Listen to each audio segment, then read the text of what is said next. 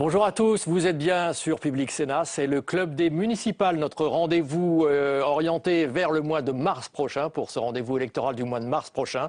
Nous allons ainsi, pendant ces semaines, traverser les territoires français. Ainsi, après Marseille, après le thème de la réforme des rythmes scolaires, eh bien, nous avons choisi de nous arrêter dans une autre ville, dans le sud-ouest. Nous allons nous arrêter à Pau, et puis avec une question évidemment importante, qui est la possible candidature, on en parlera un petit peu plus tard, de François Bayrou. Et puis nous allons tenter de savoir, évidemment, si au-delà des polémiques récentes, notamment de ces derniers jours, si le thème des Roms, si ce thème allait bien être un enjeu, peut-être, pour ces élections municipales. En tout cas, c'est un sujet compliqué pour un certain nombre de communes et pour un certain nombre de maires. Alors avec moi, et je le remercie d'avoir accepté notre invitation, Zoé Cadio, vous êtes journaliste à l'Indépendant. Bonjour. C'est ça, à la rédaction de Paris. À la rédaction de Paris. Hervé Fabre, vous êtes éditorialiste à La Voix du Nord. Et puis Nicolas Rebière, vous êtes chef d'agence de Sud-Ouest à Pau. Merci de nous avoir rejoints. Vous avez pris l'avion tout à l'heure. J'ajoute que vous allez pouvoir en tout cas commenter notre émission tout au long de cette demi-heure avec le hashtag le CDM. Un rapide, peut-être d'abord pour démarrer, tour de table. On est seulement encore fin octobre. Est-ce que vous avez l'impression que les uns et les autres, bon, vu de Paris, on a un peu l'impression que le climat politique peut jouer aussi, mais est-ce que les municipales, ça intéresse déjà les futurs électeurs citoyens? Zoé Cadio. Je pense que oui, surtout que chez nous, nous avons Louis Alliot, vice-président du Front National, et qui est bien décidé... Quand vous dites chez vous, c'est-à-dire Perpignan, excusez-moi. Voilà. Je suis un peu régionaliste. Oui, mais c'est bien. Et donc, il y a Louis Alliot qui est bien décidé à prendre la ville de Perpignan, à Jean-Marc Pujol, qui est actuellement UMP. Donc, il y a des rivalités très fortes, c'est parti. On assiste à des alliances un peu partout, comme chez vous à Lille, je pense. Est-ce que les électeurs eux-mêmes s'intéressent déjà à ce scrutin, Hervé?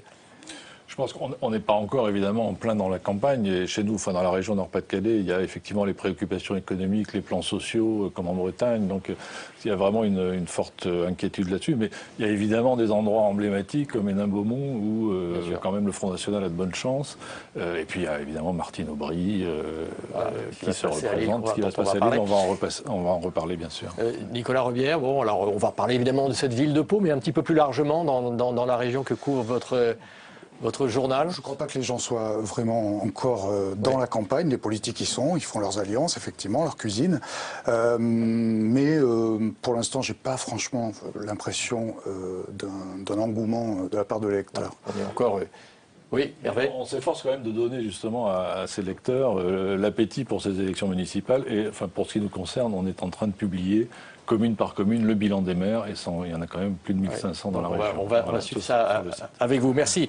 Alors on va évoquer d'abord, c'est notre premier dossier de cette émission, le dossier des Roms, plus souvent compliqué, on l'a dit, pour beaucoup de communes. Regardez peut-être d'abord ce reportage. Nous sommes allés, Public Sénat est allé en banlieue parisienne, en Seine-Saint-Denis, à Saint-Ouen et à Rosny-sous-Bois. Regardez ce reportage signé Flora Sauvage.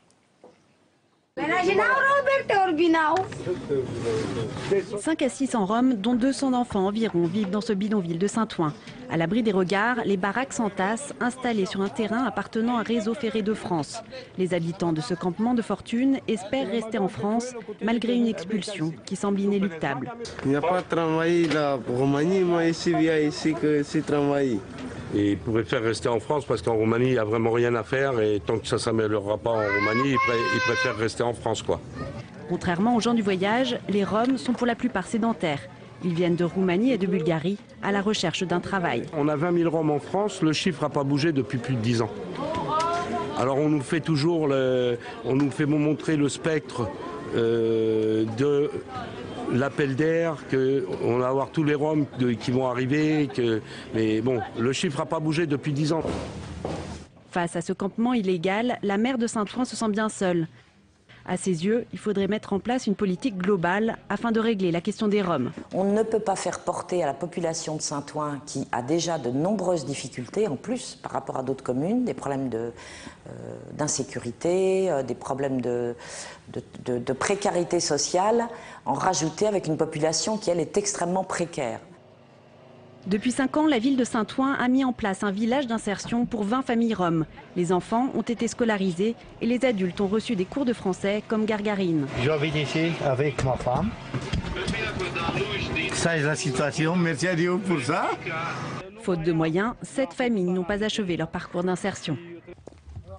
À Rosny-sous-Bois, le campement illégal du plateau d'Avron a été évacué en juillet dernier.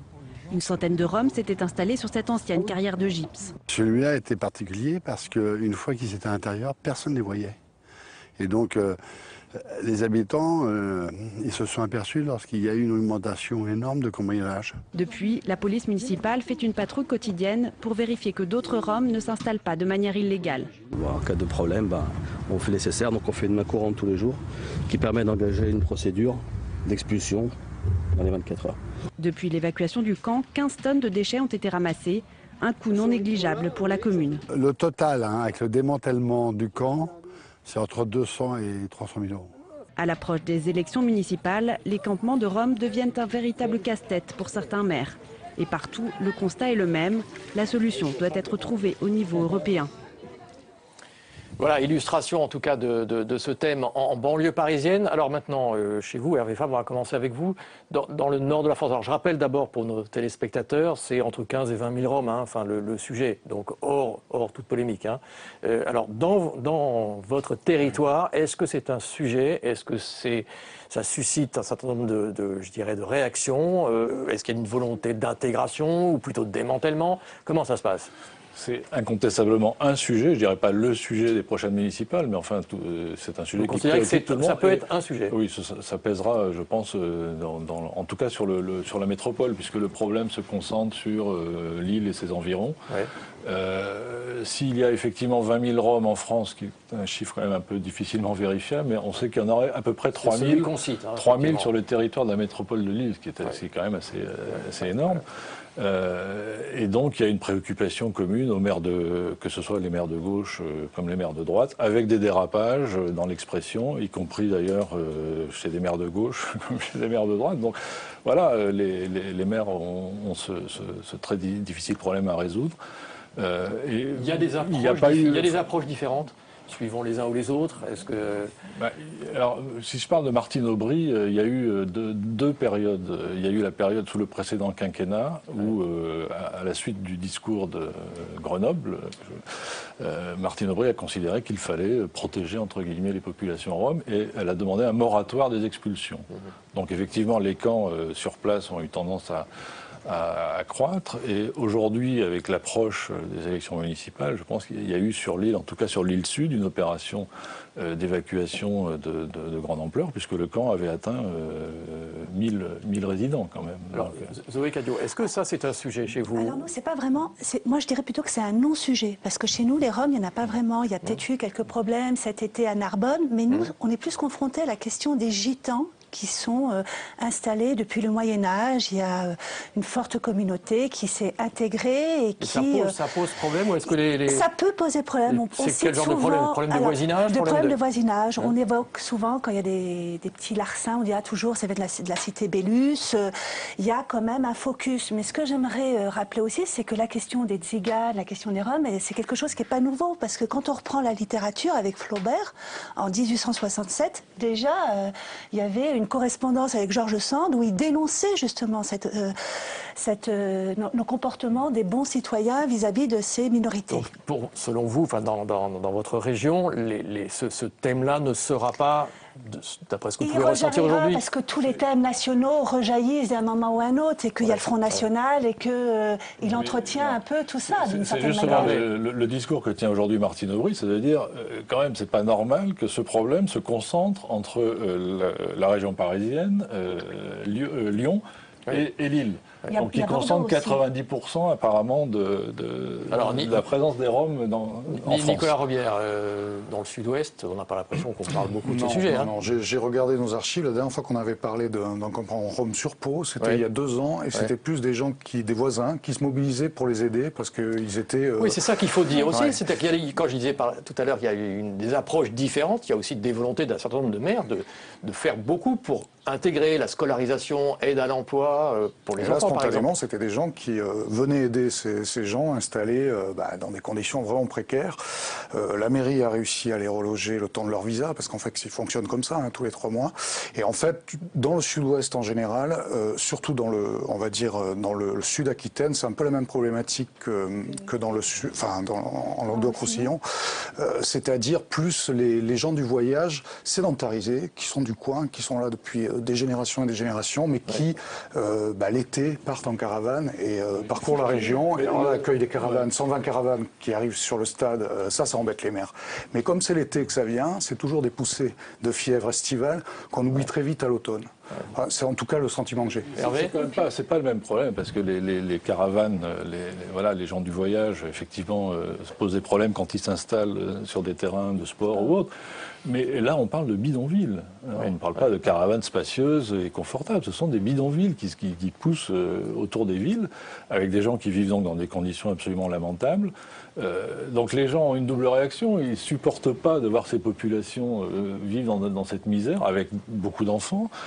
Mais en même temps, ça pose des problèmes de voisinage, et donc ils ont envie de les voir partir ailleurs, clairement. Il faut pas être... Et les maires également. Il y a peut-être une solution, parce qu'on parlait de Bordeaux, mais Bordeaux est souvent cité en exemple par Médecins du Monde, généralement, justement pour sa politique d'accueil et d'intégration. Ils suivent les familles. Donc je pense qu'il peut y avoir des solutions. Alors évidemment, ce n'est pas les mêmes proportions qu'on a en Seine-Saint-Denis ou à Lille. De la métropole lilloise, effectivement, il y a une politique de création de villages d'insertion. En fait, ce sont souvent des mobil-homes, d'ailleurs, où on installe des familles avec leurs enfants qui sont scolarisés. Mais je crois que sur la métropole lilloise, actuellement, il y en a 6, à peu près. 6. Donc ça concerne environ, tout casé, 200 personnes, c'est-à-dire 10% de la totalité de la population. Vous avez le sentiment les uns les autres que je dirais que les adversaires des maires en place vont se saisir de ce thème-là? Je pense peut-être à l'UMP, le Front National, on peut peut-être l'imaginer. Est-ce que ça va être considéré comme un bon thème, entre guillemets, pour faire campagne, par exemple, dans votre région? Moi, je pense que ça ne va pas être les Roms. Je pense qu'on va peut-être utiliser un peu les gens du voyage, parce qu'il y a plus une culture chez nous et il y a plus résonance que les Roms. Mais de toute façon, tous les thèmes d'immigration, de l'autre... c'est sûr que ça va revenir pendant la campagne, c'est évident. Nicolas Robillard, chez vous. Les adversaires feront attention, parce que de toute façon, quelle que soit l'étiquette, c'est toujours des sujets délicats à traiter. Et quand on est en place, quand on est maire en place, il y a toujours cette espèce de schizophrénie entre ces conditions d'accueil qui paraissent pas normales dans la France du XXIe siècle et le fait que ça gêne également, quoi. Donc il n'y a pas de solution véritablement miracle, on le voit. Et donc j'ai pas l'impression, en tout cas dans le sud-ouest, que ça sera un thème de campagne. Mais est-ce que l'affaire, alors plus récente, Leonarda, il faut faire attention, effectivement, il ne faut pas tout confondre, mais est-ce que cette affaire-là, cet épisode-là, de votre point de vue, va laisser des traces? Est-ce que les gens en parlent? Est-ce que les gens pouvaient rencontrer? Est-ce que vos lecteurs en parlent? Est-ce qu'il y a un courrier des lecteurs? Moi, je pense que ça va laisser des traces, mais pas où on pense. C'est-à-dire que je pense que ça va plus être un problème pour Hollande et le gouvernement. D'accord, donc ça veut dire que c'est la vision nationale. Nationale, mais au niveau local, je pense pas. Je pense que c'est plus... il y avait déjà un désamour de François Hollande et de son équipe, et là, c'est encore plus accentué. Nicolas? Je pense que la trace se verra effectivement plus au niveau national. Il y aura de toute façon une marge de l'électorat qui va se rabattre vers le FN, même s'il est relativement faible dans le sud-ouest. Ça se sentira, ça fera partie de ces thèmes. Je me souviens très bien que pendant les cantonales 2011, j'avais interrogé le patron du FN des Pyrénées-Atlantiques. Ils sont très pauvres là-bas, c'est une fédération très pauvre. Et je lui avais dit, vous faites pas campagne, on voit pas d'affiches ni rien. Et à l'époque, c'était les premières arrivées à Lampedusa. Il me disait, moi, c'est ça ma campagne à la télé. C'est Lampedusa. Donc en gros, ça peut jouer à la marge, chez nous en tout cas, sur 1 ou 2% d'électeurs qui, dans le ras-de-bol ambiant, se jettent vers le FN. Localement, je ne vois pas un rebond sur ce thème-là. Hervé, je pense que ça jouera évidemment sur la campagne dans les communes directement concernées. Et jouerait sur l'île, par exemple, les élus de droite reprochent à Martine Aubry justement cette politique de moratoire qui, selon eux, a encouragé en fait les gens à rester. Ces derniers jours, donc mis à part la vision nationale, et on voit bien tout le bruit que ça a pu faire, ça peut jouer. Ça laissera des traces parce que les gens voient le déferlement médiatique autour du cas de cette jeune fille et ils se disent mais attendez, mais nous on est aussi dans des situations difficiles et ils ne comprennent pas la disproportion finalement entre l'attention portée à ce cas particulier et voilà, la situation difficile qu'ils vivent eux-mêmes sur le terrain. Et en plus, Malheureusement pour elle, pour cette jeune fille, c'est vrai que son père apparemment n'a pas été le meilleur exemple d'intégration, donc ça complique encore le problème. Bien entendu. Bon, on va passer à la deuxième partie, si vous le voulez bien, de notre émission. Restez toujours évidemment avec nous et sachez que vous pouvez continuer à vous connecter sur le hashtag débat, sur le hashtag le CDM, pour être tout à fait précis. Alors nous allons poursuivre notre voyage à travers les territoires en nous arrêtant cette fois à Pau, sud-ouest, une des plus grandes villes du sud-ouest. Combien d'habitants, Nicolas? 85 000 habitants intramuros et 150 000 pour l'agglo, environ 200 000. Alors ce qui nous a intéressé, évidemment, un petit peu vu d'ici, c'est un certain nombre d'interrogations et puis une grande rumeur, c'est le possible retour, mais il ne l'a pas encore annoncé officiellement, d'un certain François Bayrou. On voit d'ailleurs que ça bruisse un peu sur place, que les socialistes ont déjà désigné leur candidat. Ce sera David Habib, il a été désigné le dernier week-end. Et puis il y a cette rumeur d'un possible retour de François Bayrou. On va rappeler, je dirais, en images la situation, une situation un peu inédite, avec donc pas mal de points d'interrogation. Simon Barbary. François Bayrou entretient toujours le doute sur sa candidature aux élections municipales de Pau. Le natif de la région, l'ancien député et président du Conseil général des Pyrénées-Atlantiques, aimerait bien retrouver un ancrage local. Mais une chose est sûre, l'UMP est bien décidé à ne pas faciliter la tâche du président du MoDem. Pas question de faire liste commune, c'est Éric Sobat, l'adversaire de François Bayrou lors des dernières législatives, qui mènera la liste UMP dans la capitale du Béarn. Je crois avoir prouvé par le passé, notamment en juin 2012, qu'une quelconque notoriété n'était pas de matière à me faire reculer, quoi qu'il arrive. S'il se murmure que Jean-François Copé veut faire payer à François Bayrou sa décision de voter pour François Hollande lors du deuxième tour de la présidentielle, pour l'intéresser, cette page doit être tournée, au risque de voir une nouvelle fois un socialiste à la mairie. Je suis à peu près certain que les esprits sur ce sujet doivent évoluer, parce qu'autrement, ça voudrait dire que c'est la volonté de perdre cette ville, qui appartient au Parti socialiste, permettez-moi de vous le dire, depuis 42 ans. Une opération anti-Bayrou loin de faire l'unanimité au sein de l'UMP. Il y a quelques semaines, le maire de Bordeaux, Alain Juppé, affichait clairement son soutien à la candidature de son voisin béarnais. S'il est candidat, je le soutiendrai. Vous soutiendrez pourquoi ? Parce que je pense qu'il vaut mieux un maire comme François Bayrou qu'un maire socialiste à Pau. Du côté socialiste, après de longues tractations, les militants ont tranché en début de semaine. David Habib mènera la liste PS pour Pau. L'espace s'annonce donc réduit pour François Bayrou dans la ville qui a vu naître Henri IV. Alors Nicolas Robière, c'est une rumeur, c'est une information. Est-ce que d'abord les habitants de votre ville parlent de cette information qui n'est pas encore officielle aujourd'hui? Ouais, voilà, c'est pas une rumeur, c'est pas une information non plus parce qu'il l'a pas dit. Mais j'ai l'impression que beaucoup de gens pensent qu'il va partir. C'est ce qu'on sent quand même. On l'a pas vu beaucoup en 2012. Il était en train de mener campagne pour la présidentielle. Ça lui a coûté peut-être son siège de député parce que il faut rappeler qu'il avait perdu les municipales et perdu les législatives. Il faut quand même le rappeler. En 2008, parce que l'UMP, avait un candidat qui était gauche moderne, mais bon, qu'ils ont souhaité conserver, qui était un ancien maire d'ailleurs, ancien socialiste, c'est un peu compliqué pour, et qui a provoqué une triangulaire, il a perdu de quelques voix. Cette fois-ci, c'est encore flou chez nous. François Bayrou, beaucoup de gens pensent qu'il va partir. Le problème, c'est qu'il va falloir qu'il rassemble. Vous avez vu qu'il y a déjà un candidat UMP. Il y a Yves Urrieta, cet ancien maire qui était gauche moderne, qui est maintenant sans étiquette, qui est là aussi et qui risque de prendre des voix à droite. Il y a le FN qui n'était pas là en 2008. Ceci dit, c'est relativement éparpillé à gauche aussi. Donc c'est très compliqué. Je pense que ça joue aussi à son hésitation. Ça va être quoi le critère de sa décision, si elle n'est pas encore prise? On peut imaginer quelques sondages peut-être, probablement. Quelques sondages, il y en a eu. Le PS en a fait pour choisir sa tête de liste, qui donnait David Habib vainqueur dans tous les cas. Bon, les sondages à 6 mois, ça donne pas. Enfin, on sait très bien que ça ne veut pas dire grand-chose. Je pense que le critère sera national, c'est-à-dire, on voit bien que François Bayrou a essayé, au premier temps de l'élection de François Hollande, de tendre relativement la main. La main restait vide, parce qu'il a en gros 2 députés à l'Assemblée nationale. Et donc là, je pense qu'il est plus vers un recentrage, voire vers la droite, avec ses accords avec l'UDI. Et donc, l'attitude de l'UMP aussi pourrait jouer. Même si moi, je pense qu'il a envie d'y aller. Hervé Fabre, donc qu'est-ce que vous pensez de ça, ce possible retour de Bayrou? Alors, il se passe des choses à Paris.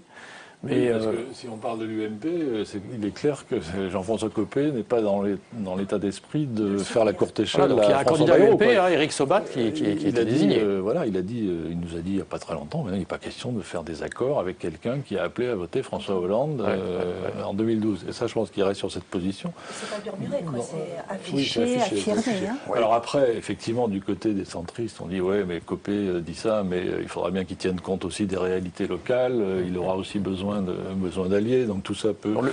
Le soutien prudent d'Alain Juppé, ça peut faire fléchir éventuellement Jean-François Copé. Il y a une chose qui vous a peut-être échappé à Paris, c'est que l'UMP avait nommé un candidat que sont venus défendre en première ligne dès que Juppé a soutenu Bayrou, c'était Nicolas Patriarche, le candidat au départ. Nadine Morano par Twitter et d'autres ténors ont dit notre candidat c'est Nicolas Patriarche. La semaine suivante, Nicolas Patriarche partait à Lons, qui est une commune de l'agglo de Pau. Ça a plutôt fait rire en se disant il y a une semaine c'était lui. Alors, ils ont renommé un autre candidat, mais c'est vrai que cette espèce de brouillage de cartes, bon, c'est une particularité locale qui a fait qu'ils partent à Lons, hein, a aussi fait penser à beaucoup, et même des fillonistes locaux, que peut-être il lâcherait l'affaire ensuite. En fait, la question, c'est de savoir qui est le patron de l'UMP et qui va avoir raison vis-à-vis de Pau. Après, est-ce que l'UMP veut exploser à cause de Pau? Ça m'étonnerait. Hervé, ça dépend aussi de l'état d'avancement de cette fameuse réunion des centres qu'on nous annonce toutes les semaines. Ça devait être cette semaine. Qui devait être cette semaine. Bon, manifestement, si on en croit en tout cas... La future alliance, François Bayrou, Jean-Louis Borloo. Et d'autres personnalités de l'UDI, bon, maintenant plus rien de presse. Et en fait, plus rien de presse parce qu'il faut que... Certains exigent une clarification de François Bayrou entre l'accord national avec l'UDI et les accords locaux qui resteraient accords avec il y a l'exemple de Dijon qu'on cite souvent, et puis il y a chez vous aussi à Lille. Effectivement, l'alliance entre Rebsamen et le Modem à Dijon pose énormément de problèmes à François Sauvadet. Et à Lille, on a appris ce matin, effectivement, que Jacques Richir, qui menait une liste Modem aux dernières élections, qui avait fait 8% et qui avait fait alliance avec Martine Aubry au deuxième tour, ira cette fois, dès le premier tour, sur la liste de Martine Aubry. Donc ça rajoute un point de fixation et un point de donc les choses ne sont pas réglées. Bon, là on est très politique, hein, on va quand même revenir peut-être aux préoccupations des habitants de Pau. Nicolas, au fond, c'est quoi les sujets de fond de votre point de vue, sur quoi peut se jouer donc cette élection? Alors il y a cet enjeu national, on voit bien avec Bayrou, mais les vrais sujets de fond, c'est la même chose que partout, c'est-à-dire le chômage, des questions comme ça, ou autre chose? Alors le chômage, oui, même si les Pyrénées-Atlantiques, avec une industrie aéronautique qui se porte plutôt bien, sont plutôt mieux lotis qu'ailleurs, en Aquitaine, et l'Aquitaine étant mieux lotie qu'ailleurs en France. Ça, c'est la première chose. Donc Pau, on parle beaucoup d'infrastructures, on parle beaucoup de la place de la ville, en gros, et de son rayonnement. Pau se sent un peu isolée. Hein. Bon, elle a deux autoroutes. Au détriment d'une ville quoi, comme Bayonne, par exemple? Par exemple, la côte basque qui se développe grâce au tourisme, grâce à la ligne à grande vitesse, même si elle arrive à Bordeaux, voire jusqu'à Dax. Pau se demande si elle verra un jour la ligne à grande vitesse arriver. Et ça, c'est un vrai enjeu, hein, quand même. Ça, c'est un vrai enjeu pour Pau, parce que si la LGV arrive à Bayonne et Pau est la préfecture de... Il y a une nouvelle autoroute à Pau, quand même. On a deux autoroutes, mais qui mènent à Bordeaux, quoi. Pour aller à Paris, c'est plus compliqué. J'ai un peu l'impression que vous en parlez comme si, au fond, vous avez un peu l'impression que Pau est un peu abandonné par rapport à d'autres métropoles qui ne sont pas très loin, c'est ça? Non, disons que Pau a cette particularité d'être coincé vers les Pyrénées. Et que les flux naturels passent plutôt par la côte plutôt que par l'intérieur. Et ces grandes infrastructures, c'est vraiment ce qui pourrait la permettre de se désenclaver, parce que c'est aussi une autre particularité, c'est qu'il y a beaucoup d'industries sur le Béarn, avec le bassin de lac et l'aéronautique. Et donc, c'est moins ce dynamisme-là qui est remis en cause que, on va dire, le rayonnement de la ville. Peu de gens s'aboussaient. Par contre, Biarritz ou Lourdes, ça vous dit quelque chose, Pau, c'est au milieu, quoi. Et c'est un vrai enjeu, ça. Zoé, on revient un peu à la politique. Dans votre région que vous couvrez, est-ce que le centre, je dirais, existe ou a du mal? Le modèle a du mal. On voit d'ailleurs, nous, on est plus dans la logique naturelle Modem UDI, dans la mesure où M. Gros va rejoindre la liste défendue par Jean-Marc Pujol, UMP. Ça, c'est Perpignan. C'est Perpignan, toujours. Mais pour revenir un peu aux préoccupations des gens qui habitent chez nous, on est un peu les parents pauvres de la France. Et quand on regarde un peu toutes les aides qui sont données pour la Bretagne, Dans le Languedoc-Roussillon, il y a plus fort taux de RMistes, il y a un fort taux de chômage. On se dit qu'on est un peu les oubliés. Donc vous êtes en train de dire qu'au fond, les citoyens qui vont voter sont un peu... Je pense, oui. Et puis en plus, ils ont l'impression en plus que le fait qu'il y ait beaucoup de ministres bretons dans le gouvernement, ça pousse un peu plus vers la Bretagne et vers l'ouest plutôt que vers le sud. Donc il pourrait y avoir un sentiment de réaction vis-à-vis de ça. Il y a un sentiment de réaction vis-à-vis de ça. Et puis en plus, il y a une énorme déception vis-à-vis de la ligne à grande vitesse qui était promis notamment pour faire l'axe Paris, Montpellier, l'Espagne, Barcelone, l'autre créneau. Et là, il manque donc, juste 140 km. L'un et l'autre, vous soulignez ce problème de désenclavement. Un peu, complètement, c'est important, c'est très important. Bon, chez vous, Hervé, il n'y a pas ce sujet-là, en tout cas. Non, les TGV sont construits depuis longtemps. Et les autoroutes aussi. C'est le problème. Oui, il y a d'autres problèmes. Ça ne résout pas tous les problèmes. Il y a beaucoup de problèmes sociaux, de fermeture d'usines, de plans sociaux. Ouais. Sur la place du centrisme, il y a quand même la personnalité de Jean-Louis Borloo qui est encore très présente. Valenciennes reste son fief, même s'il s'en est un peu quand même éloigné. Il a des héritiers sur place, Valérie Létard, qui siège ici au Sénat. Sénatrice. Donc, c'est certainement une influence importante. Mais sur la métropole, l'UDI aurait bien voulu être tête de liste à Lille, par exemple. Elle a quand même dû céder la place à Jean-René Lecerf. Sur quoi va se jouer donc on a parlé de Lille, mais dans d'autres grandes villes, de votre point de vue, c'est les thèmes économiques et sociaux qui vont vraiment être le vrai enjeu. Bien sûr, l'enjeu c'est ça, c'est la désespérance économique dans certains secteurs, comme le bassin minier qui revient un peu grâce à quand même le Louvre-Lens. Il y a une espèce de nouveau dynamisme qui souffle, mais n'empêche que Hénin-Beaumont reste une place forte du Front National. Dans la Sambre-Avesnois, il y a également beaucoup de chômage, des taux de chômage de 15-20%. Tout ça jouera évidemment sur les municipales. Le Front National prospère justement sur ces terres où il y a une certaine... Alors, c'est vrai que dans votre région, il y avait une tradition. Perpignan, souvent le FN avait fait des gros scores. Dans votre ville et dans votre région, vous parlez peu du Front National. Est-ce que vous sentez aussi une montée de ce Front National pour les prochaines élections? Elle sera à proportion, mais comme il part de relativement bas, ça se sentira moins, très probablement qu'à l'Est. On est les Pyrénées-Atlantiques notamment, vous avez le Pays Basque et le Béarn d'un côté. Ce pas des thèses qui se sont vraiment développées dans ce coin-là, même de toute façon dans toute l'Aquitaine, sauf en Lot-et-Garonne peut-être. Donc c'est vraiment, effectivement, on va le sentir, parce que les gens à la télé, ils les voient les problèmes des autres, et puis de toute façon, ils les ressentent également, mais c'est pas c'est beaucoup moins prégnant, je pense, qu'effectivement dans le Nord. Ceci dit, c'était historique. Aux dernières cantonales, le FN place un candidat au second tour à Pau-Nord, dans un canton. Il avait fait 12% à peu près, c'était très marginal, c'est parce que la droite était éparpillée. Pour revenir sur le centre, juste une petite particularité, Bayrou dit toujours, ça ne va pas se régler à Paris, ça va se régler à Pau. Il y a une raison pour ça, c'est qu'il faut savoir que dans les Pyrénées-Atlantiques, le MoDem est encore relativement puissant. Vous connaissez Jean Lassalle, le député qui marche. C'est un des rares députés du parti. Et surtout, au sein du Conseil général, le MoDem rallie. Il y a un truc qui s'appelle... un mouvement qui s'appelle Force 64 qui rallie à la fois des gens de l'UDI, du MoDem... et des divers droites. Et ils sont alliés avec l'UMP au sein du Conseil général. Ça joue. Et je pense que ça explique pourquoi Bayrou préfère que ça se gère sur Pau plutôt qu'à Paris. Bon, on va suivre en tout cas tout ça, parce que je pense qu'il y aura plusieurs épisodes. Merci en tout cas d'avoir participé à cette émission et d'avoir répondu à notre invitation. Merci donc. On se retrouve dans 15 jours pour un nouveau rendez-vous pour ce club des municipales. En attendant, vous pouvez voir et revoir évidemment cette émission sur publicsena.fr. Merci à tous ceux qui m'ont aidé à préparer cette émission, Laura Nelkabache et Camille Crière. On se retrouve très bientôt pour un nouveau club des municipales. À bientôt.